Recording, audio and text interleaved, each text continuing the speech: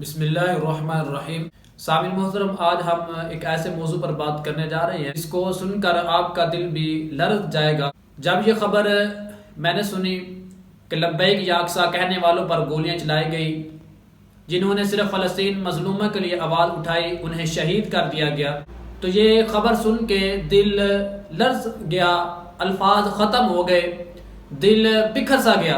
بڑا افسوس ہوا کہ ملک پاکستان میں، یہ وہ ملک جو اسلام کی بنیاد پر حاصل کیا گیا، اس ملک میں مظلوموں کے حق میں آواز اٹھانے والوں پر گولیاں چلائی گئی۔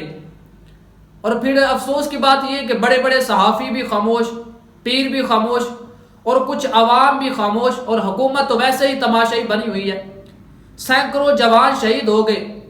یاد رکھیں، یہ وہ لوگ تھے جنہوں نے ہاتھ میں ہتھیار نہیں بلکہ فلسطین کا جھنڈا اٹھایا ہوا تھا، جنہوں نے نعرہ لگایا ہے لبیک یا اقصی، اور ان کا قصور صرف یہ ہے کہ یہ قبلہ اول کے دفاع کے لیے نکلے۔ سامعین محترم، قرآن پاک کہتا ہے وَمَا نَقَمُوا مِنْهُمْ إِلَّا أَن يُؤْمِنُوا بِاللَّهِ الْعَزِيزِ الْحَمِيدِ، فرمایا ان پر انتقام صرف اس بات کا لیا گیا کہ وہ اللہ پر ایمان لائے۔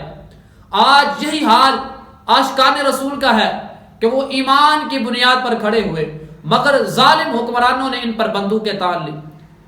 یہ لوگ غزہ کے لیے نکلے، لیکن پاکستان کی سرزمین غزہ بن گئی، پاکستان کی سرزمین لہو سے بھر گئی۔ اے حکمرانوں، تمہیں میں کہنا چاہتا ہوں کہ یہ جوان اقتدار کے لیے نہیں نکلے، یہ اللہ کے دین کے لیے نکلے ہیں، مظلوموں کی حمایت کے لیے نکلے ہیں۔